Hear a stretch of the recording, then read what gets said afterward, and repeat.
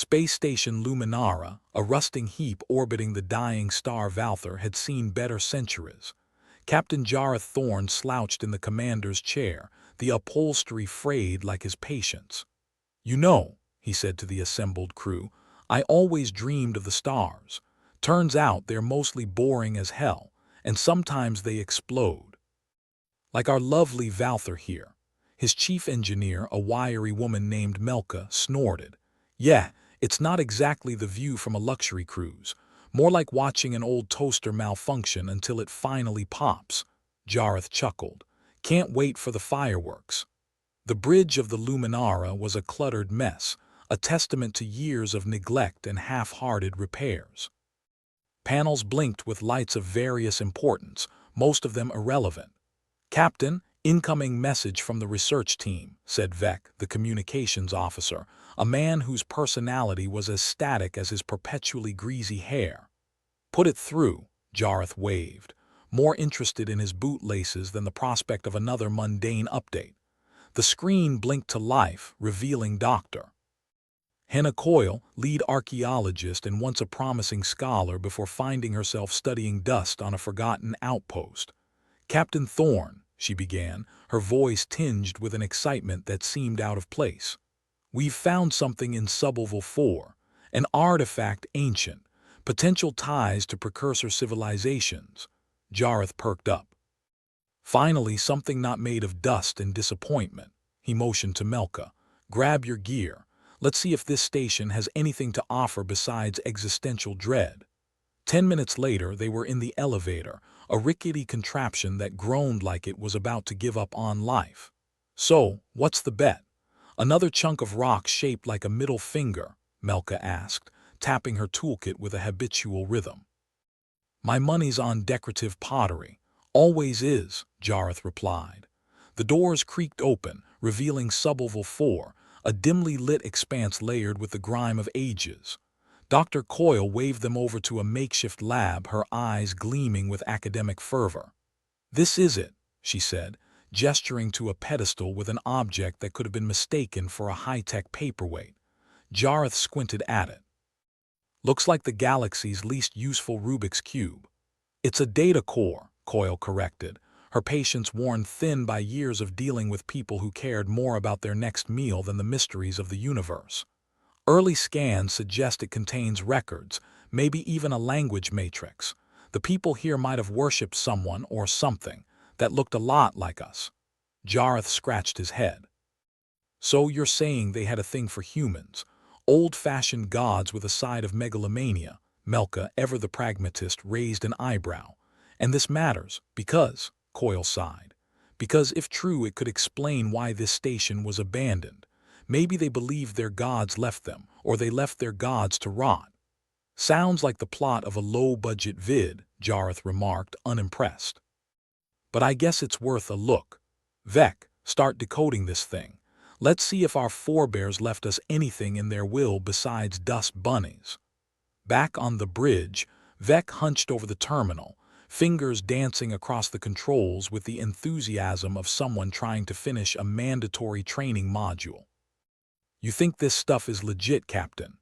"If it isn't, we'll turn it into a coffee table," Jareth replied, settling into his chair like it owed him money. The hours ticked by with painful slowness, the only sound the soft hum of the station's systems and the occasional clang that suggested something was on the verge of breaking. Jareth tried not to think about the star outside, slowly losing its will to live. "Captain," Vec called, his voice tinged with that rarest of emotions among the crew, excitement. "The artifact started transmitting. I think it's singing." Jareth raised an eyebrow. "Singing? You mean like a lullaby or a murder ballad?" Vec shrugged. "More like a choir of malfunctioning toasters, but it's definitely something.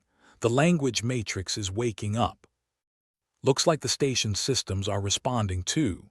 The lights flickered, and for a moment the station seemed to breathe, its long-dormant systems stirring with the rhythm of an ancient hymn. Melka gave a low whistle. "I'll be damned. We might have just pissed off some ghostly opera." "Or," Jareth countered, "we've found the galaxy's worst soundtrack. Either way, let's keep listening. Vec, keep us updated." And for God's sake, if the thing starts whispering sweet nothings, pull the plug. As the night cycle approached, a concept more theoretical than practical in deep space, Jareth and Melka took shifts monitoring the data, the station's newfound voice a constant, unsettling presence. It was like sharing a bunk with an enthusiastic but tone-deaf roommate. "You think this is the start of some cosmic scavenger hunt?" Melka asked during her turn, eyes barely open. "If it is," Jareth replied, "I hope the prize is better than a slow death in orbit, maybe a free trip home, or a decent meal." The Iors dragged on until the artifact fell silent, the station returning to its usual state of apathetic hum. Whatever secrets it held, they were buried deep, layered with the dust of centuries. Just as Jareth was about to call it a night, Vec's console beeped ominously. "Captain," he said, urgency cutting through his usual monotone. "We've got incoming, ships unidentified heading straight for us." Jareth sat up. "Guess we've stirred up more than dust. Battle stations, everyone. Let's welcome our guests with open disdain."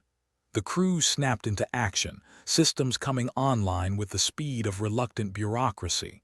Jareth watched the approaching blips on the screen, feeling the old, familiar rush of adrenaline. "Melka, get the weapons running.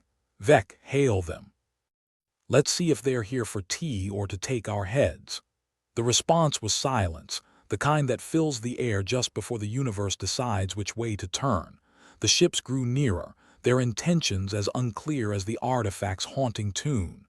Jareth cracked his knuckles, the sound echoing through the tense quiet of the bridge. "Looks like this might be the main event," he said, half to himself, half to the crew. "Hope everyone's ready for a hell of a show." As the ships broke from hyperspace, their silhouettes dark against the dying star, Jareth couldn't help but grin. "Let's give them a reason to remember us," he said, feeling the weight of the moment settle around his shoulders like an old coat. The first shot seared past them, close enough to feel the heat through the hull. "Not here for a chat, then," Melka said, her hands a blur over the controls. "Guess not," Jareth replied, all business now. "Vec, get us a line to whoever's in charge. I want to know what sorry excuse for a leader thinks they can muscle in on our little slice of oblivion." The screen flickered, and suddenly they were staring at a face that might have been carved from granite, its expression as warm and inviting as an asteroid field. "Ah, Captain Thorne," the stranger said, voice dripping with disdain. "We've been expecting you." Jareth leaned back, nonchalant as a cat in a sunbeam. "Well, isn't that flattering? Care to tell me why you've brought the party to our doorstep?" The stranger smiled, a thin, humorless thing. "We're here for the artifact, of course. Hand it over and maybe we'll let you live." Jareth snorted. "And here I thought you were just stopping by for a neighborly chat." The stranger's eyes narrowed. "Last chance, Captain. We can take it by force if we must." Jareth glanced at Melka, who gave a small nod. They were ready. "Well, good luck with that," he said, cutting the connection with a flick of his wrist. "Let's see how they handle a bit of old-fashioned hospitality." The battle began in earnest, the Luminara's system straining under the sudden surge of activity. Jareth barked orders, his voice steady as the ship shook from the onslaught. "Focus on their engines," he called. "Let's make them work for their prize." As the enemy ships closed in, the Luminara fought back with a tenacity born of desperation. Jareth watched the screens, tracking the dance of death unfolding around them, knowing each choice could be his last. "Captain," Vec said, his voice steady but urgent, "they're targeting the artifact. If they hit it—" Jareth nodded. "I know. Melka, get us some cover. Vec, see if you can jam their targeting systems. We're not giving them a damn thing." The Luminara shuddered under the constant barrage, alarms blaring their discordant warnings. But Jareth refused to give in, his grip on the situation as ironclad as his resolve. Then, just as it seemed they might hold the line, the artifact began to pulse, its light filling the bridge with an eerie glow. "What the hell?" Melka breathed, eyes wide with disbelief. Jareth stared at the artifact, its presence suddenly overwhelming. "Looks like our dusty little relic has a few surprises left," he said, a grin breaking through his focus. Let's hope they are on our side. As the alien ships circled like vultures, the artifact's light grew brighter, casting long shadows across the bridge. And for the first time, Jareth felt a flicker of hope, a whisper that maybe, just maybe, they were not alone. In the midst of chaos, the promise of something greater lingered, a spark to ignite the darkness and turn the tide.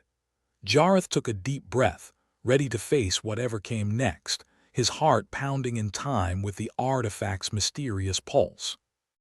The Luminara rattled like a can of beans on a stove about to boil over, each impact a reminder that the universe had a particularly cruel sense of humor.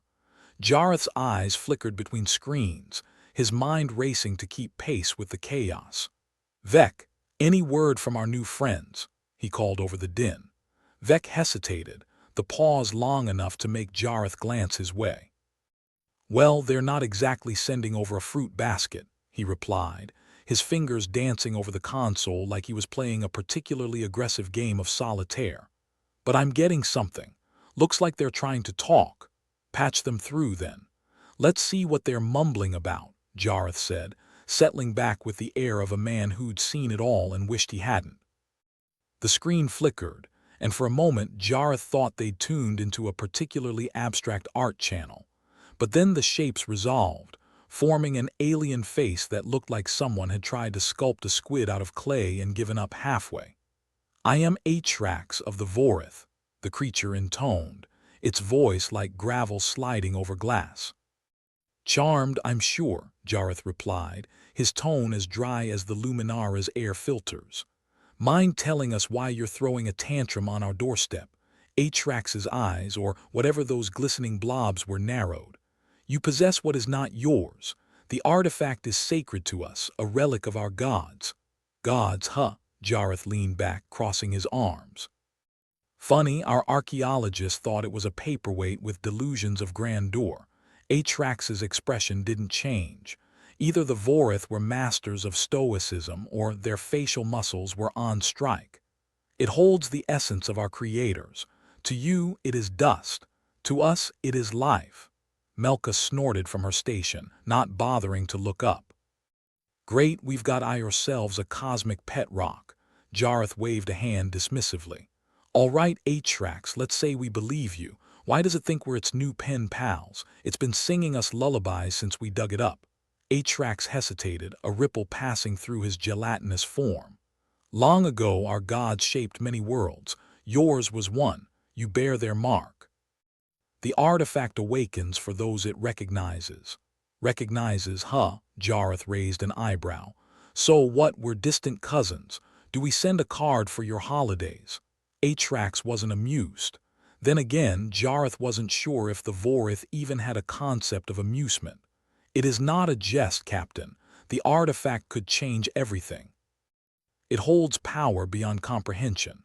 "Power, eh?" Jareth rubbed his chin thoughtfully. "And you think we're just gonna hand it over because you say it's yours?" The Vorith's silence was answer enough. Jareth knew a standoff when he saw one. "Listen, Atrax, much as I'd love to have a philosophical debate about ownership with you, we're kinda busy trying not to explode. So unless you've got a peace treaty or a very large bribe, we're gonna keep doing things our way." Atrax's image flickered, the underlying threat hovering between them like a bad smell. "We will not leave without it." "Then I guess we're at an impasse," Jareth replied, cutting the feed. He turned to his crew, shaking his head. "Great. We're the proud custodians of an alien god box and everyone wants a piece." Vec, eyes fixed on his screen, muttered, "Could be worse, could be tax collectors." Melka laughed, a short bark of sound. "Or worse, space evangelists. Imagine the sermons." Jareth sighed, the weight of command sitting heavy on his shoulders. "All right, folks, let's not start drafting our wills just yet." "Melka, how are we doing on those shields?" "About as robust as wet tissue paper, Captain," she replied with a grim smile. "But I'm working on it. Vec, keep an eye on our guests. I'd like to know if they try anything clever." "Roger that, Captain," Vec said, his focus unwavering. "But something tells me clever's not their strong suit." The Luminara groaned under another barrage. the lights flickering like they were considering a career change to candlelight.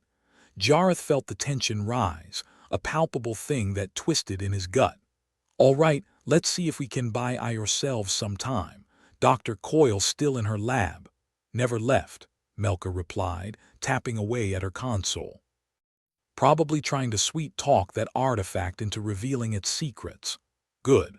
Vec, you've got the bridge." "Melka with me," Jareth ordered, pushing himself to his feet. "Let's go see if our resident scientist has cracked the cosmic code." They navigated the cramped corridors, the station's dim lighting casting long shadows that danced like malevolent spirits. As they reached the lab, Jareth felt a sense of foreboding, as if the universe was holding its breath. Inside, Dr. Coyle was hunched over a table, surrounded by a mess of cables and screens that hummed with data. Her enthusiasm hadn't dimmed; if anything, it burned brighter amidst the chaos. "Captain Melka," she greeted them, barely looking up. "You're just in time. I think I've got something." "Let's hope it's better than your last discovery," Melka quipped, leaning against the wall with practiced nonchalance. Coyle rolled her eyes but didn't rise to the bait. "The artifact's matrix is unlike anything we've seen. It responds to certain frequencies like it's talking back." Jareth folded his arms, skepticism etched into every line of his face. "And what's it saying?" "Please return to sender." "Funny," Coyle said, her tone making it clear she didn't find it funny at all. "It's more like a puzzle. Different inputs yield different responses, but here's the catch: it seems to recognize human input." Melka raised an eyebrow. "So it likes us. What does that mean? We've got good taste in music." Jareth rubbed his temples, the beginnings of a headache forming behind his eyes. "Doc, we've got a bunch of ticked-off squids outside who think this thing is their ticket to divine intervention. Any chance you found an off switch?" Coyle hesitated, her fingers tapping a nervous rhythm on the table. "Not exactly, but I think the artifact can be controlled. If we find the right sequence, we might have leverage." "Leverage," Jareth mused. "I like that word. Makes me feel like we're not entirely doomed." As if on cue, the station lurched, alarms blaring once more. Vec's voice crackled over the intercom. "Captain, they're making another pass. Shields are holding, but just barely." Jareth exchanged a glance with Melka. "Looks like we don't have the luxury of time. Doc, whatever you're doing, make it fast." "We might not get another chance." Coyle nodded, a determined set to her jaw. "I'll do what I can, just keep them off our backs." "One thing at a time," Jareth replied, turning to leave. "Melka, we'll need every ounce of power we can muster. Push those engines until they scream." Back on the bridge, the tension was palpable, the crew working with the silent efficiency of those who knew their lives depended on it. Jareth took his place, eyes fixed on the monitor. The Vorith ships loomed closer, a reminder of the stakes. "Vec, any change?" Jareth asked, hoping for a miracle and expecting none. "They're holding position, probably deciding if they should just blast us or wait till we gift-wrap the artifact," Vec replied, one hand on his headset. "Good. Let them stew a bit longer. Maybe they'll get bored and go home." Melka worked the controls, her expression a mix of concentration and grim determination. "If this doesn't work, Captain, I've got a bottle of something strong stashed away." "Just saying." "Let's save it for the victory toast," Jareth said, though the odds were stacked against them. The Vorith ships moved, and Jareth felt his heart rate spike. Each second stretched out, a taut wire ready to snap. But beneath the fear, a flicker of hope lingered, an artifact, a mystery, and the slim chance they weren't as alone as they seemed. Vec's console beeped, a sound that cut through the tension like a knife. "Captain, Doctor, Coyle's sending something through the system. Looks like she's found her sequence." Jareth's grip tightened on the armrest. "Let's hope it's enough." The artifact pulsed, its glow filling the bridge with an otherworldly light. Jareth watched, his heart in his throat, as the Vorith ships hesitated, caught in the thrall of their own enigma. A moment stretched, and then another. The universe held its breath. And then, like a sigh, the Vorith retreated, their ships peeling away into the void.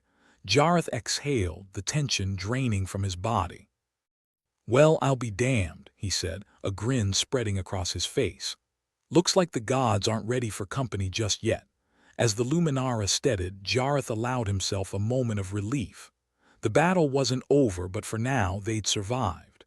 And in the silence that followed, the promise lingered, a spark in the darkness, a whisper of hope in a vast, indifferent universe. Back on the bridge, Jareth slumped into his creaky chair, the kind that doubled as a medieval torture device for the lower back. The artifact's glow still haunted the room, casting an eerie light over the clutter of half-repaired consoles and dust-covered displays. The kind of ambience you'd expect in a haunted house, if the house was a rusting tin can orbiting a star on its deathbed. "Well, that was fun," Jareth muttered, rubbing his temples. "I don't know about you lot, but I'm seriously considering a career change. Maybe as a monk on some god-forsaken planet where the worst thing to deal with is the occasional plague of locusts." Vec, still glued to his screen, chuckled. "You'd look good in robes, Captain. Very slimming. Besides, I hear locusts are a great source of protein." "Yeah, until you have to pick their legs out of your teeth," Melka added, not missing a beat as she tapped controls like a pianist with a grudge. "Doctor." Coyle burst onto the bridge like a whirlwind of caffeine and enthusiasm. "Captain, you won't believe it. The artifact, it's integrating with our systems. It's like it was built to connect with human technology." Jareth raised an eyebrow. "So what? It's the ultimate universal remote. Can it change channels on the Vorith?" "It's more significant than that," Coyle insisted, her eyes wide with the kind of excitement that usually preceded a catastrophic explosion. "The signals it uses, they're remarkably similar to our own. I think it's been guiding them, the Vorith, I mean, perhaps even shaping their development." Vec leaned back, his feet somehow finding a clear spot on the console. "So, what you're saying is, we've been their gods all along. That explains so much. Like why they're so mad we touched their holy rock."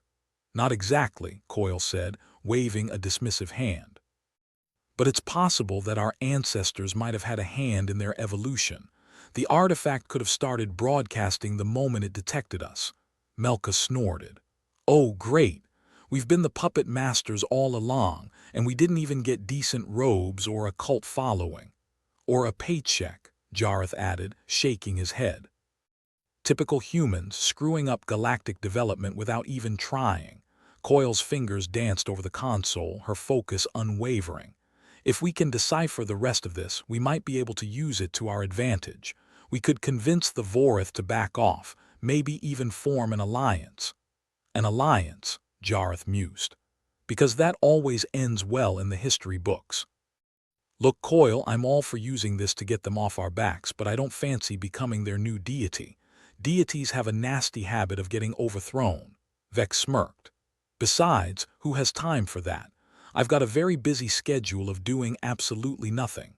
Melka glanced up from her station, her eyes narrowing. "Just remember, if we're their gods, it means we're responsible for all their problems. I don't know about you, but I've got enough issues without adding interstellar mismanagement to the list." "Fair point," Jareth conceded. "But if we can use this to keep the station from becoming space debris, I'm willing to fake it till we make it. Coyle, keep digging. The rest of us, we need to figure out a plan for when the Vorith stop debating the merits of retreating and decide to come back." As the crew scattered to their tasks, Jareth couldn't shake the feeling of impending doom lurking just beyond the dim glow of the artifact. It was the kind of feeling that usually preceded a call from your least favorite relative. Or, in this case, a horde of angry squid worshippers. The Luminara continued its orbit around the dying star, a metal speck on the cosmic canvas. The long shadows and flickering lights played tricks on the mind, whispering of things unseen and promises unkept. The artifact pulsed faintly, as if mocking the simplicity of human understanding. In the lab, Coyle twiddled with the artifact, her fingers moving with the precision of a bomb diffuser on a caffeine high. Her eyes were glued to the screen, data streaming like the ticker of doom. "Come on, you cosmic mystery box," she muttered. "Give us something to work with." Back on the bridge, Melka was knee-deep in the bowels of the station's power systems, cursing at wires that had the audacity to exist. Jareth watched her work, a mixture of admiration and pity in his gaze. "Anything I can do to help?" "Yeah," Melka grunted, tugging at a stubborn conduit. "You can keep the ship from exploding while I play electrician."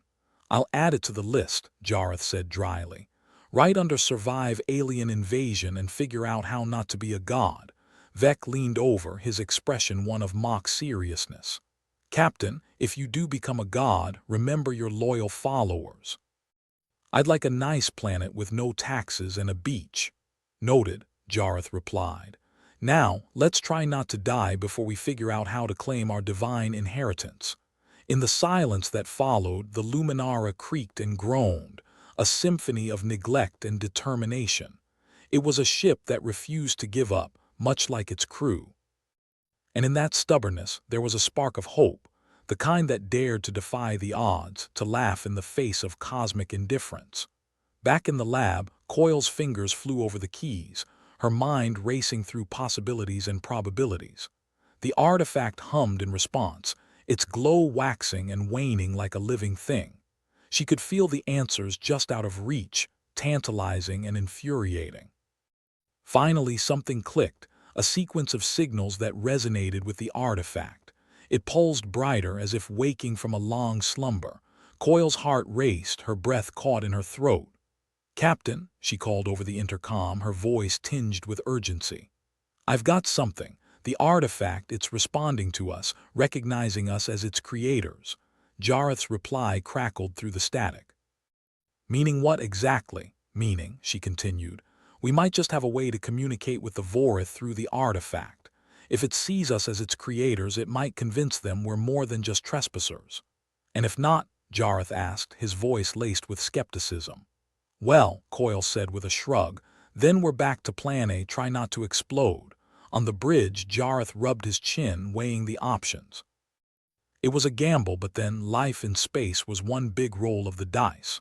"All right, Coil," he said at last. "Let's see if we can play God for a day.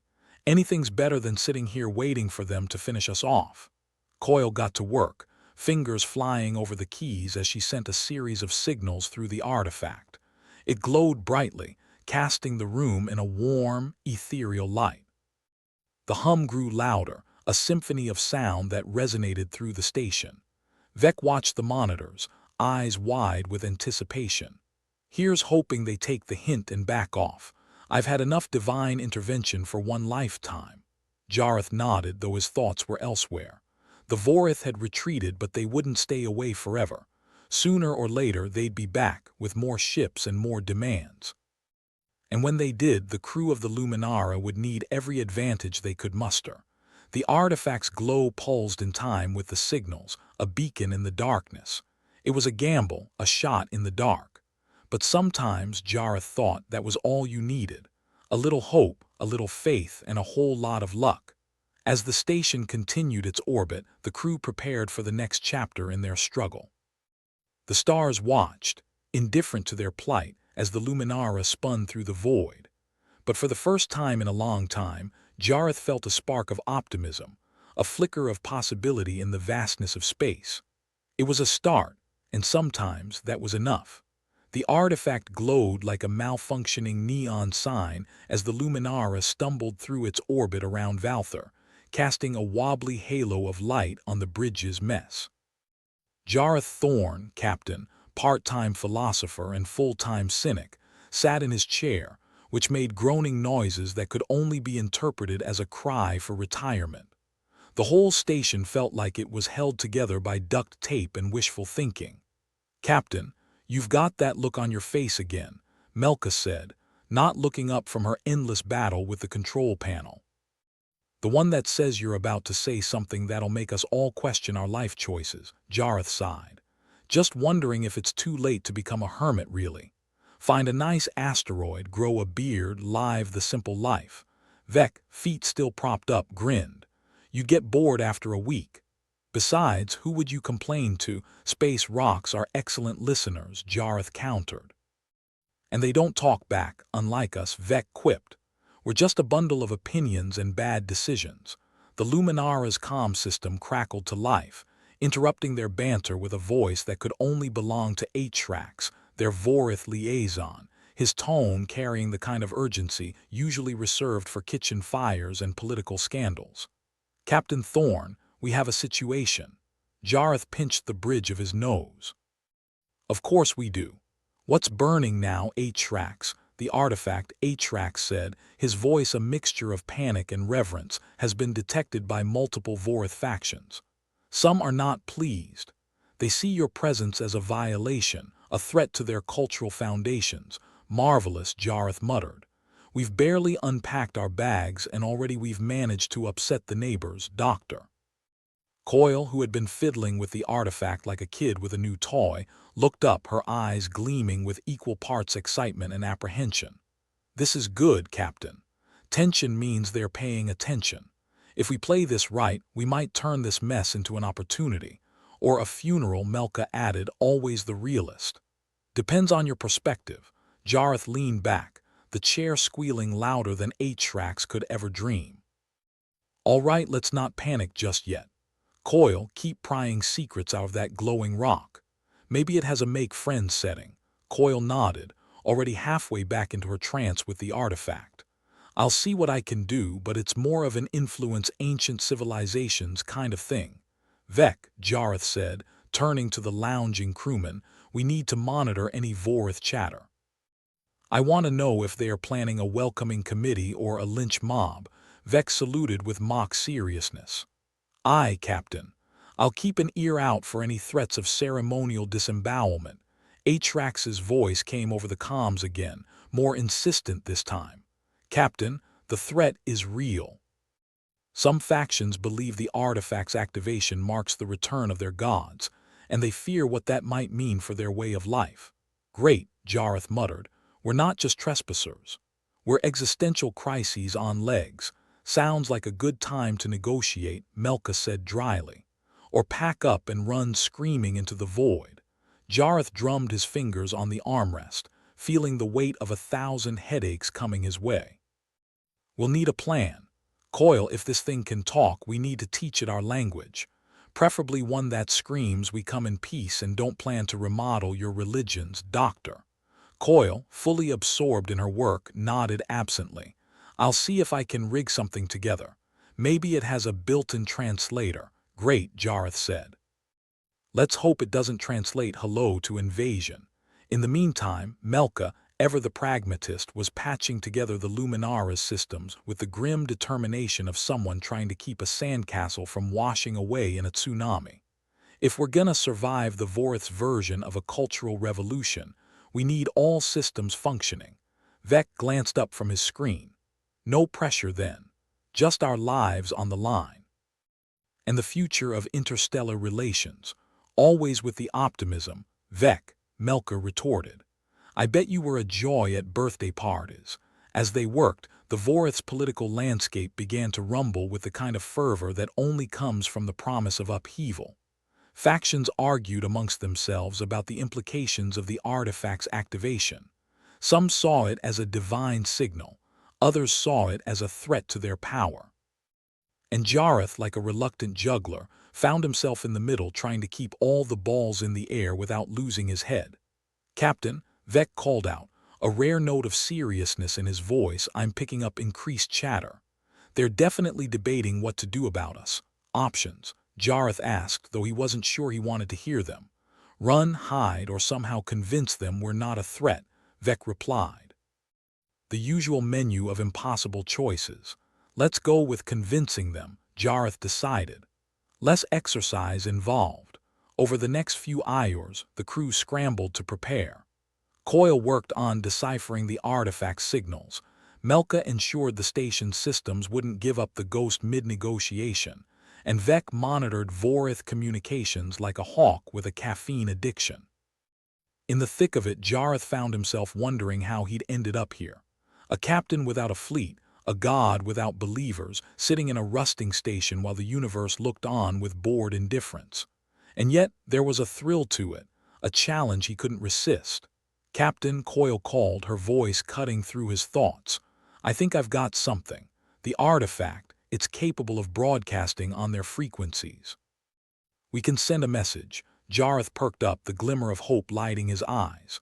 What kind of message? Something like, hello, we come in peace, or please don't annihilate us. We're nice people once you get to know us, Coyle suggested. Great. Let's try not to sound like we're begging, Jareth said. Vec, you're good with words. Craft something that says we're here to help, not to conquer. Vec grinned, a wicked gleam in his eye. How about, we mean you no harm, but we've got a glowing rock that says otherwise. Let's talk before we accidentally start a war. Close enough, Jareth chuckled. Send it. As the message pulsed out into the void, the crew waited with bated breath, hoping that their gamble wouldn't blow up in their faces. The Vorith response was slow, the seconds dragging on like years. But then a reply came through, crackling with static but unmistakably real. Captain Thorne, Atrax's voice came through, tinged with surprise. The factions. They're willing to talk. Your message has intrigued them. Jareth let out a breath he hadn't realized he was holding. Intrigued is better than enraged. Let's keep them intrigued long enough to make peace. The bridge was silent save for the hum of machinery and the occasional creak of the station. It was a fragile peace, one that could shatter with the wrong word or move. But for now, it was peace nonetheless. See, Vec, Jareth said, a grin tugging at his lips. Sometimes the best way to avoid a fight is to make them laugh, or confuse them so much they forget why they were mad, Vec added. Melka crossed her arms, a rare smile gracing her features. I'll take confusion over conflict any day. The artifact glowed softly, its light no longer menacing but almost comforting. It seemed for once content to let them steer the ship. The crew exchanged relieved glances, the tension in the room easing like a knot slowly unraveling. Keep monitoring those channels, Vec, Jareth instructed. Let me know if there's even a hint of them changing their minds. Will do, Captain, Vec replied, his eyes never leaving the screen. As the Luminara continued its orbit, Jareth felt a cautious optimism blooming within him. They were far from safe, but they were also far from finished. The Vorith had given them a chance, and it was up to the crew to make the most of it. Captain? Melka's voice broke the silence. What's next? Jareth looked around at his crew, a motley collection of souls bound by fate and circumstance. Next, we keep doing what we do best. Survive, adapt, and if we're lucky, make a bit of history, huh? Vec said, his tone teasing. I always knew I'd end up in the textbooks, probably under bad examples, but still, Coyle chuckled, the sound brightening the dim room. At least we'll be remembered. Let's aim for the good sections, shall we? Jareth suggested. Now back to work. We've got a galaxy to impress and a station to keep from falling apart. With that, the crew of the Luminara turned back to their tasks, determination etched into their faces. They were far from gods, but perhaps that was for the best. Gods were distant, inscrutable. They were human, flawed, irreverent, and more than capable of rising to the occasion. The stars watched in their cold indifference, but the humans aboard the Luminara had learned to make their own warmth, their own light. They were, after all, the masters of their fate, the captains of their souls, a ragtag bunch of survivors on the voyage of a lifetime. And sometimes that was more than enough. Space Station Luminara wasn't much to look at, but that didn't stop it from being the center of a storm that made a hurricane look like a gentle breeze. Jareth Thorne sat in his captain's chair, feeling like a king without a realm. His kingdom was crumbling, and all he could do was try to stop the pieces from falling faster. Captain, we've got movement, Vec announced, tearing his eyes away from the screen just long enough to make eye contact. Define movement, Vec. Are we talking nervous shuffling or full-blown stampede? Looks more like a stampede, sir, Vec replied, his voice carrying the weight of a man used to chronic bad news. Vorith factions are at each other's throats. Apparently, our little shiny rock has sparked a holy war. Great. A civil war over a space trinket. Just when I thought my resume was getting boring, Jareth muttered. Melka was at her station, fingers flying across the control panel with the precision of a pianist at their peak. The comms are buzzing with Vorith chatter. Some say it's a sign of their god's return. Others think it's all a human trick. Either way, they're not happy. Some people just can't take a joke, Jareth said, trying to muster a grin. He failed. Meanwhile, Dr. Henna Coyle was tucked away in Sublevel 4, her sanctuary amidst the chaos. Her obsession, the artifact, continued to glow with an enigmatic light that somehow managed to mock the unfolding chaos. She was convinced that it held secrets, possibly the key to quelling the unrest. If only she could decipher its language. Atrax, any chance you can talk some sense into your people? Jareth asked over the comms, knowing full well he was clutching at straws. Captain Thorne, I am doing my best to mediate, but the factions are. How do you say? Not in a mood for tea and biscuits, Atrax replied, his frustration palpable even through the crackling comlink. Marvelous, Jareth sighed. We're stuck in the middle of a religious meltdown, and we didn't even bring a peace offering. Vec, who had been eavesdropping on the Vorith conversations, piped up, Captain. They're arguing over whether to kick us out or hold us hostage as bargaining chips. Hostage. Finally, some recognition, Melka quipped, her tone dry as a Martian desert. Maybe we can convince them we're not worth the ransom, Vec suggested. Or at least not alive, Jareth added under his breath. The bridge of Luminara was strangely calm, an eye in the hurricane of interstellar politics, but Jareth knew better than to trust the silence. Any moment now, the storm would hit, and they'd have to decide whether to ride it out or drown. Coil, Jareth barked, his voice cutting through the hum of machinery. Any progress on making our ancient friend here less of a headache? There was a pause before Coil's voice crackled through the intercom, filled with the kind of excitement that usually preceded disaster. I've managed to get it to emit a sort of calming frequency. It might help soothe some tempers. Or give them all a collective migraine, I'm not sure. As long as it doesn't involve us getting skewered, consider it a win, Jareth replied. Vec, can you patch that frequency through to the Vorith channels? On it, Captain, Vec said, typing with the kind of frenzy that suggested he was either saving their lives or ordering pizza. Time dragged on with the grace of a malfunctioning android. The Vorith's internal squabble seemed like it was reaching a crescendo, and here they were playing the role of accidental instigators. Jareth was beginning to wonder if this artifact was worth the cosmic headache it was causing. Hey, at least it's not boring, Melka said, ever the optimist in her own twisted way. True, Jareth acknowledged, but I'd settle for boring right about now.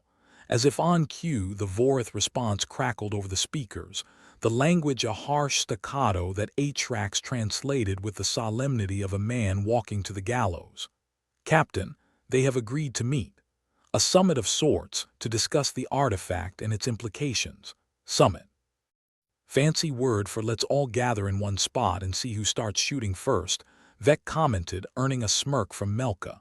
Wonderful, Jareth said, rubbing his temples. All right, folks, let's prepare for the friendliest unfriendly meeting in history. Coil, keep that frequency handy. We might need a backup plan if talks go south. You mean when they go south, Melka corrected. Always the realist, Jareth said, a hint of admiration in his voice. The crew gathered their wits and whatever courage they could muster.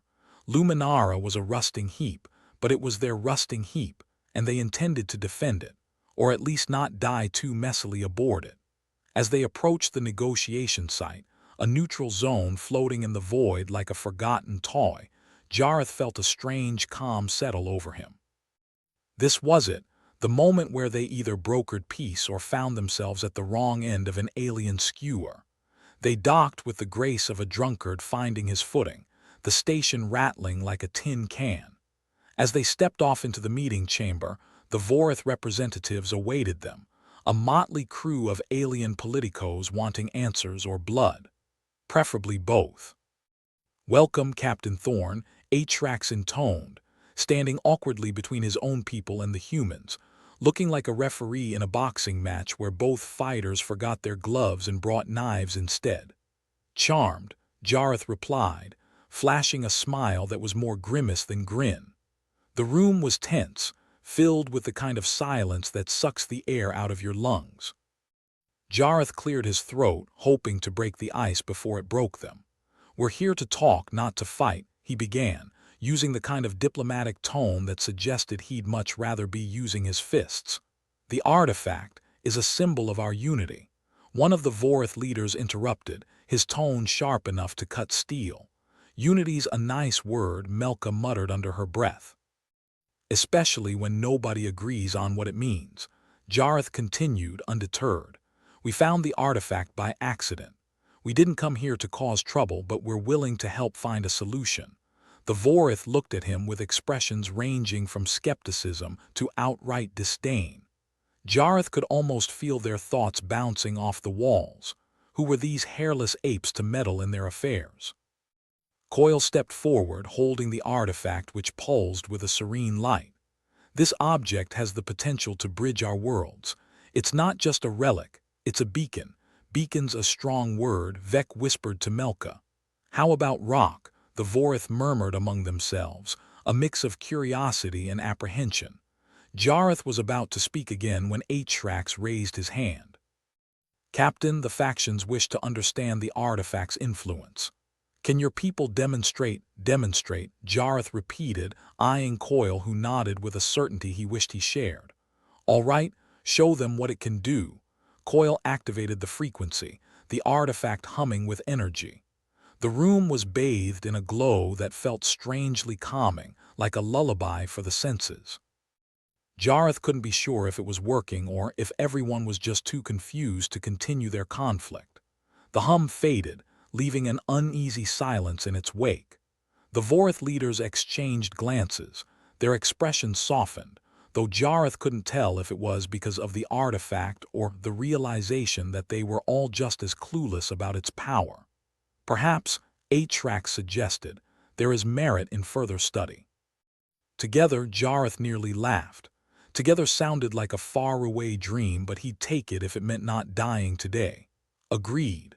Let's work on understanding this, rather than tearing each other apart." The Vorith nodded, a tentative agreement that felt more like a ceasefire than a peace treaty. But it was a start, and sometimes that was all you could hope for. As the meeting disbanded, Jareth couldn't shake the feeling that they'd dodged a bullet, or perhaps just delayed the inevitable. Either way, he was glad to be leaving without needing a body bag. Back on Luminara, the crew exhaled in unison, the weight of the galaxy temporarily lighter on their shoulders. They resumed their duties, the familiar routine a balm against the chaos. "Captain," Melka said, her voice tinged with relief, "looks like we live to fight another day." "For now," Jareth replied, though there was a hint of optimism in his voice. "Let's enjoy the peace while it lasts." Vec chuckled, reclining in his chair. "You know, if this whole captain thing doesn't work out, we'd make one hell of a comedy troupe, or a cautionary tale," Melka added. Coyle, still clutching the artifact, joined them on the bridge. "Whatever happens, at least we've made contact." "That's something, right?" Jareth nodded, gazing out at the endless expanse beyond. "It's more than nothing. And sometimes that's enough." The Luminara continued its orbit, a lonely sentinel amidst the stars. Its crew, a ragtag band of survivors, watched and waited, ready for whatever the universe decided to throw their way next. After all, they were human, irreverent, flawed, and determined to persevere. Whatever came, they'd face it together, defying the odds with nothing but their wits and a stubborn refusal to quit. And really, wasn't that what made them human in the first place? The bridge of the Luminara buzzed with activity, or at least, what passed for activity aboard a station teetering on the brink of obsolescence. Jareth Thorne surveyed the controlled chaos with the air of a man who'd just been handed a puzzle missing half its pieces, and told to make it work anyway. "Captain, got some juicy gossip from our alien friends," Vec announced, leaning back in his chair with a grin that suggested this was more entertainment than duty. "Seems some of the Vorith think the artifact's got a hidden message." Jareth raised an eyebrow, intrigued despite himself. "A message? Great, just what we need. Another interstellar chain letter." Vec shrugged. "Maybe it's the Vorith equivalent of a treasure map." Or a recipe for disaster. Or both, Melka added, hardly looking up from her console. Knowing our luck, it's probably an invitation to an apocalypse party. The captain rubbed his chin, contemplating the possibility. Well, we can't ignore it. If there's a message, it might hold the key to stopping these faction squabbles before they turn into a full-blown war. And I'd rather not have front row seats to Armageddon. Unless there's popcorn, Vec quipped. Jareth ignored him, tapping the intercom. Coil, I need you up here. Bring the artifact. We've got some decoding to do. A moment later, Dr. Henna Coil emerged from the elevator, clutching the artifact like it was the Holy Grail, or a particularly stubborn Rubik's Cube. Her eyes gleamed with the kind of obsession usually reserved for mad scientists and reality TV producers. You called, Captain? She asked, though it was clear she'd already heard the latest development through the station's grapevine. Not much escaped the notice of those on the Luminara, even if the station itself often ignored their cries for help. Apparently our glowing friend here might have something to say, Jareth explained, gesturing to the artifact. Think you can coax it into spilling the beans? Coil smiled, a dangerous glint in her eye. I thought you'd never ask. With the crew gathered around, Coil set to work, fingers dancing over the artifact's surface with a practiced ease that suggested she'd spent more time with it than any of her crewmates. The artifact pulsed in response, its light shifting in subtle patterns that seemed to mimic speech. Vec leaned over to Melka, whispering, If it starts singing, I'm out of here. Coil's brow furrowed in concentration, muttering under her breath as she analyzed the data. The atmosphere on the bridge grew tense, each crew member acutely aware of the stakes. If there was a message, it could be their last chance to broker peace, or at least prevent their untimely deaths in the middle of nowhere.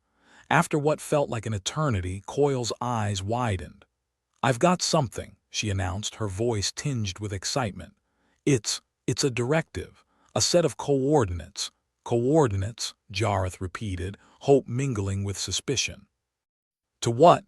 Maybe a safe space where all the angry aliens can hug it out, Melka suggested, though her sarcasm barely masked her curiosity. We won't know until we check it out, Coil replied, her fingers trembling with anticipation. But if these coordinates are important enough to be hidden, they might lead to answers about the artifact and the Vorith. Jareth nodded, feeling a sliver of optimism amidst the usual dread. All right, folks, looks like we've got a new destination. Let's fire up the engines and see where this detour takes us. Vec punched in the coordinates with a flourish, the station's engines groaning in protest as they powered up. Luminara was about as fast as a snail on a good day, but at least it moved. Marginally. The journey to the coordinates was filled with the kind of small talk and gallows humor that had become the norm among the crew. There was an unspoken agreement. If they were going to die, they might as well do it with a laugh. As they approached the designated point in space, the tension on the bridge grew palpable. The artifact's glow intensified, its patterns more pronounced, as if it sensed its proximity to something significant. All right, people, Jareth said, steeling himself for whatever lay ahead.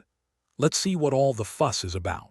The view through the observation window shifted to reveal an asteroid field, a particularly dense one at that. It looked like the universe had sneezed, and this was the result. Great, Melka muttered, crossing her arms.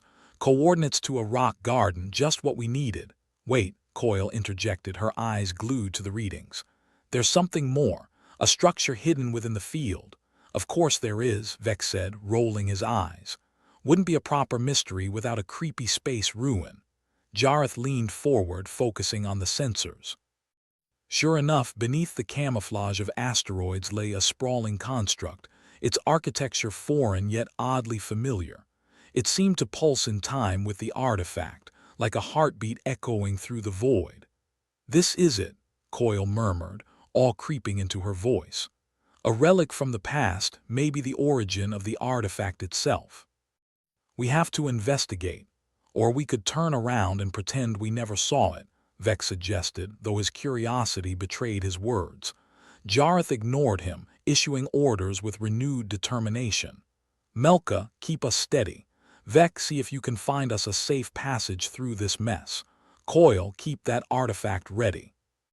We might need it to unlock whatever secrets are buried here. The Luminara navigated the asteroid field with all the grace of a drunken dancer, narrowly avoiding collisions that would have ended their quest and their lives rather abruptly. But somehow, by sheer luck or the universe's twisted sense of humor, they made it through. The structure loomed before them, a monolithic testament to an ancient past. Its surface was adorned with symbols that resonated with the artifact's glow, a silent dialogue between the present and the forgotten. As they docked with the structure, the crew couldn't help but feel the weight of history pressing down on them. This was a place of significance, one that held answers to questions they hadn't even thought to ask.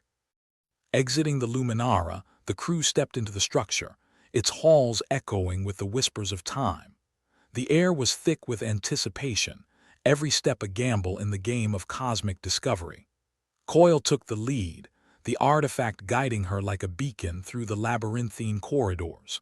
The symbols on the walls pulsed in response, illuminating their path with an eerie but comforting glow. Feels like we're walking into a trap, Vex said, though there was a trace of excitement in his voice. Or maybe we're being welcomed, Melka countered. Like prodigal children returning home. Right, Jareth said, scanning the surroundings with a skeptical eye. Because nothing says welcome back like an ancient abandoned ruin.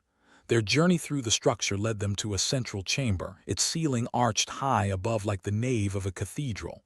At its center stood a pedestal, an empty cradle waiting to embrace the artifact. This is it, Coil whispered, her voice barely audible over the hum of the structure. This is where it belongs, Jareth nodded, sensing the gravity of the moment. All right, Coil, do your thing. With a reverence usually reserved for religious rituals, Coil placed the artifact upon the pedestal. It pulsed brightly, a cascade of light washing over the chamber, bathing everything in a serene glow. For a heartbeat, time seemed to stop. The universe held its breath as the artifact and structure communed, exchanging secrets long buried beneath the sands of time. Then the chamber came alive. Holographic displays flickered into existence, filling the air with a cacophony of symbols and data. It was a tapestry of knowledge, a digital library containing the history of the Vorith and their enigmatic origins. The crew stood in awe, overwhelmed by the realization that they had uncovered a treasure trove of information, a key to understanding not just the artifact, but the very fabric of Vorith society. Looks like we hit the jackpot, Vex said, grinning from ear to ear. Or the mother of all mysteries. Coil's eyes danced with excitement as she began to decipher the data, her mind racing to absorb the wealth of knowledge. This could change everything. The factions, the artifact, it's all connected. Jareth nodded, feeling a surge of hope amidst the uncertainty. Then let's use it. Let's give the Vorith something to unite them, a purpose beyond their squabbles. The crew returned to the Luminara, the implications of their discovery hanging heavy in the air. They had unearthed the past and with it, a possible solution to the present conflict. But as they prepared to return to the Vorith, Jareth couldn't shake the feeling that they had only scratched the surface of a much deeper enigma. And in the depths of space, where secrets festered and truths were often stranger than fiction, anything was possible. All right, folks, Jareth said, steeling himself for the next chapter of their journey. Let's go make history, or at least avoid becoming it. The Luminara disengaged from the structure, its engines humming with renewed purpose.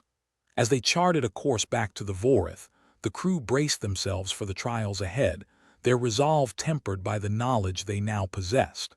Because in a universe where stars sometimes exploded and alliances were as fickle as comets, they had found something worth fighting for. And maybe, just maybe, that would be enough. Jareth Thorne leaned back in his chair, a creaky relic of a bygone era that matched the rest of the Luminara's bridge. His eyes were fixed on the holographic display before him, a swirling mass of data that was probably giving everyone a headache, the Vorith, the crew, and definitely him. The artifact had been chatty, and now it was up to them to turn that chatter into something resembling diplomacy. "All right, folks," Jareth announced, attempting to sound more confident than he felt. "Time to put on our best faces and convince the Vorith we're not the cosmic nuisances they think we are." Vex snorted, leaning against a console that was just as likely to collapse as support his weight. "Oh yeah, because nothing screams trust us like a bunch of humans showing up uninvited, poking around ancient relics. Think of it as a surprise party," Melka quipped, her eyes glued to her console. "If surprise parties involved potential interstellar warfare," Jareth let out a dry chuckle. "Exactly. Who doesn't like a good surprise, right? Now let's hope our little gift here," he gestured to the artifact, "is enough to get us through this without any fireworks." Dr. Henna Coyle was already busy with the artifact, her fingers flitting over its surface with a familiarity that suggested she was one step away from tucking it into bed with a bedtime story. "The message is clear enough," she said, not looking up. "But getting them to listen, that's another story." "Well, if all else fails, we've got Vex charm to fall back on," Jareth replied, earning a laugh from the crew. With the Luminara gliding towards the designated meeting point, the bridge was filled with an awkward silence, the kind that usually preceded disaster or, if they were lucky, a miracle. The Vorith factions were a volatile bunch, and the wrong word could set off more than just a heated debate. Descending into the depths of the Vorith diplomatic vessel, Jareth felt a familiar knot in his stomach. It might have been the stress or the station food. They were equally likely culprits. The delegation space was vast in the way that only alien architecture could be, both impressive and unnerving, with enough sharp angles to give health and safety inspectors nightmares. Atrax, the chosen mediator, met them at the entrance. His alien form was an exercise in contrasts, the wispy tendrils of his head hovering like wraiths, while his eyes held the patience of someone who'd seen it all, and probably wished he hadn't. "Captain Thorne," Atrax greeted with a nod, a gesture he'd likely picked up from too many meetings with humans. "You bring the message, yes." "That we do," Jareth replied, trying to ignore the way the Vorith leader's tendrils seemed to twitch in anticipation, or maybe it was annoyance. The chamber was already filled with leaders from the various Vorith factions, all eyeing the humans with expressions that ranged from skeptical to downright hostile. At least it was a change from their usual look of apathy. As Jareth took his place at the center, the artifact was brought forward, glowing like a beacon of hope, or a target, depending on how the meeting went. Coyle stood beside him, fingers tapping out a rhythm of nerves on her thigh. "Esteemed leaders of the Vorith," Jareth began, channeling the inner politician he'd never actually possessed. "We come to you with a message, one that we believe holds the key to a future of peace and understanding between our peoples." He paused, letting the words hang in the air like a particularly bad smell. The Vorith were silent, save for the occasional rustle of fabric or the click of mandibles. Yes, some of them had those, and no, it never got less unsettling. "Doctor Coyle here has decoded the message," Jareth continued, nodding to her. "We'll let her explain." Coyle took a deep breath, launching into her explanation with the kind of fervor reserved for people who actually understood what they were talking about. "The artifact contains a directive, a set of coordinates that lead to a structure of immense significance. It's a relic of your past, a part of your history that ties directly to the Vorith and your development as a species." There was a murmur among the Vorith, their whispering making Jareth's skin crawl, a sensation not unlike listening to a particularly irritating audio feedback loop. "The data we've uncovered," Coyle pressed on, "includes information about an ancient alliance between your people and, well, a third party. One that helped guide your ancestors towards the civilization you are today. And you expect us to believe this?" One faction leader sneered, his voice dripping with skepticism. "That humans who arrived here uninvited have stumbled upon our history." Jareth raised a hand, shooting a glance at Vec, who was readying a retort that would probably get them all killed. "We understand your hesitation. But the artifact is speaking to both of us. The technology it contains is similar to ours. It's likely that whoever this third party was, they were connected to Earth as well." Another wave of murmurs swept through the chamber, this time edged with something that might have been intrigue, though it was hard to tell with the Vorith. "There's more," Coyle added, her voice unwavering. "The artifact also outlines a shared journey, a path forward for both our species. This isn't just your history, it's ours too." The silence that followed was like a vacuum, pulling at the edges of Jareth's sanity. He could almost feel the weight of the artifact pressing down, demanding resolution where none seemed forthcoming. "Perhaps it's time to redefine our relationship," Atrax suggested, his voice carrying a note of genuine consideration. "To reevaluate the roles we play in each other's stories." "Exactly." Jareth seized the opportunity, hoping to steer the conversation towards something that didn't involve weapons fire. "Maybe we're not just the meddling outsiders. Maybe we're part of a larger tapestry, one that benefits all of us," said the spider to the fly, Melka whispered under her breath, earning a chuckle from Vec. The chamber was silent again, the leaders deep in thought or possibly contemplating how much easier it would be to just eject the humans into space and call it a day. Finally, one of the elder Vorith nodded, their voice carrying the gravity of ages. "If there is truth in these revelations, we must consider them carefully. A shared history is not something to be dismissed lightly." The knot in Jareth's stomach twisted, a reminder that while words might win the day, they were still standing on a knife's edge. "We're not here to dictate your future, but to offer a partnership. One where we can learn and grow together, or blow each other up trying," Vec added, earning a glare from Jareth.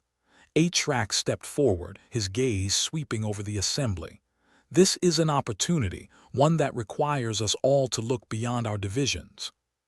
To see the potential for unity where once there was discord." "You make it sound so easy," Melka remarked, her voice carrying just enough sarcasm to earn a few raised alien brows. "It is not easy," Atrax replied, his tendrils curling in thought. "But it is necessary." The chamber was quiet, each faction weighing the words, the possibilities, and the risks. And for the first time, Jareth felt a glimmer of hope that maybe, just maybe, they weren't about to be vaporized. "So," Jareth said, his voice cutting through the silence, "what do you say? Shall we give this alliance a shot and see where it takes us?" "Beats mutual annihilation, if you ask me." A ripple of agreement passed through the chamber, tentative but present, a small step towards a resolution that had seemed impossible just hours ago. "We will need time," one leader declared, their tone cautious. "To discuss, to consider the implications." "Take all the time you need," Jareth replied, relief flooding his voice. "We'll be here trying not to accidentally blow anything up." With a final nod, the Vorith began to disperse, their discussions already buzzing with possibilities. Jareth let out a breath he hadn't realized he was holding, the tension in his muscles finally easing. "That went better than expected," Coyle said, her voice tinged with exhaustion and triumph. "Yeah," Jareth agreed, his lips twitching into a wry smile. "Now let's get back to the Luminara before someone changes their mind."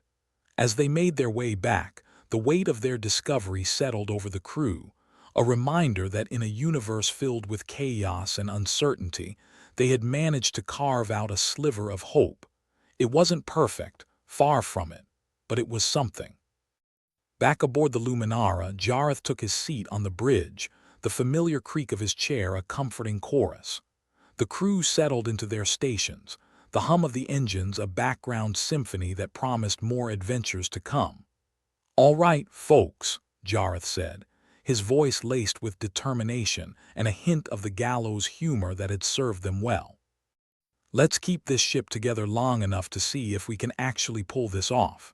What's life without a little risk?" Vec quipped, grinning as he punched a few keys on his console. Melka rolled her eyes, but there was warmth in her voice. As long as we're not betting on who dies first, I'm in. And with that, the Luminara set a course back towards the Vorith homeworld, the artifact nestled safely in its cradle, glowing with the promise of new beginnings, or at the very least, a reprieve from immediate destruction. In the grand scheme of things, it wasn't much. But in a universe where stars sometimes exploded and destinies were written in the void, it was enough. For now, Jareth Thorne sat in the slightly too comfortable captain's chair on the bridge of the Luminara, tapping his fingers rhythmically against the worn armrest. The bridge hummed around him, a symphony of barely functioning machinery and the strained patience of his crew. It had been an exhausting few days, filled with negotiations, threats, and the very real possibility of becoming space dust courtesy of the Vorith. "Well, I guess we didn't die," Melka said, her eyes glued to her console as she ran diagnostics on their systems, which, judging by the sparks occasionally flying out, weren't doing so hot. "Always a plus. Not dying is definitely my favorite way to spend the day," Jareth agreed, watching with a mix of bemusement and annoyance as Vec attempted to charm a coffee machine into working. The machine responded by spitting out a lukewarm sludge that might have been coffee in another life. "Yeah, this tastes like regret," Vec grimaced, dumping the contents into a waste chute. "But at least we're alive to choke it down, right? Optimism from you, Vec. Did hell freeze over while we were negotiating with aliens?" Jareth quipped, but there was an edge of relief in his voice. After all the chaos, a moment of levity was a welcome change.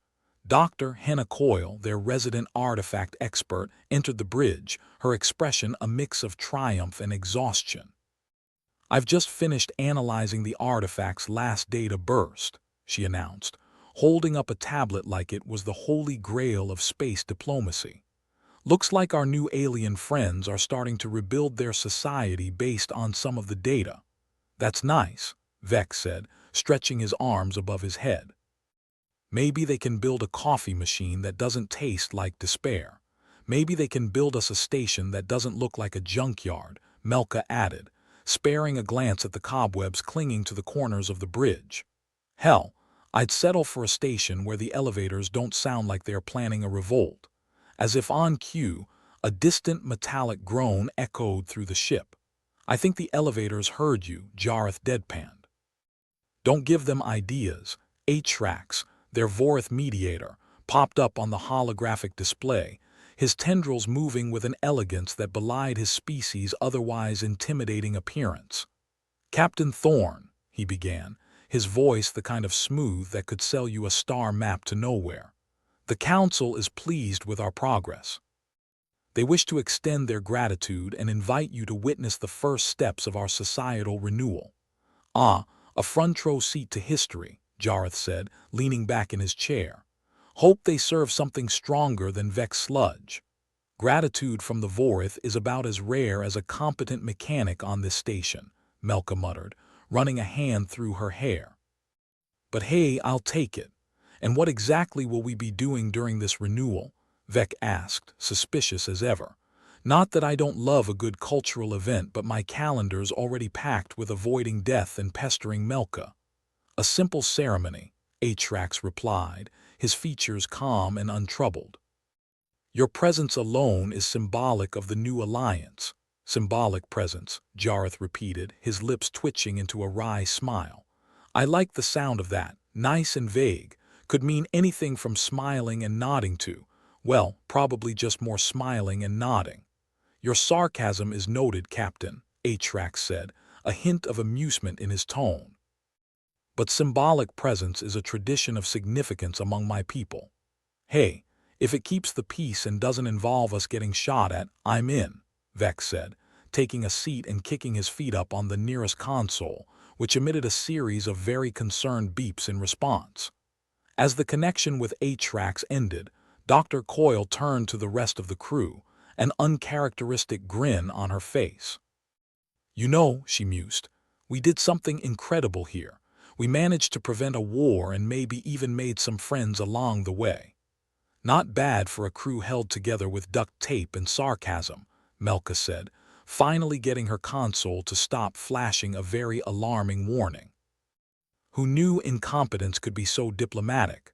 Let's not get too ahead of ourselves, Jareth cautioned, though there was a warmth to his words. We might have pulled this one off, but we're still the cosmic nuisances some people think we are. But nuisances with potential, right? Vec asked, his grin annoyingly infectious. I mean, that's gotta count for something. It counts for a hell of a lot, Jareth agreed, his gaze sweeping over his crew. We might be a bunch of misfits, but we make it work. Somehow. Emphasis on somehow, Melka added, tapping her console with just enough force to make a point. Let's just hope this somehow includes some upgrades around here. And coffee that doesn't taste like betrayal, Vec reiterated, raising an imaginary mug in salute.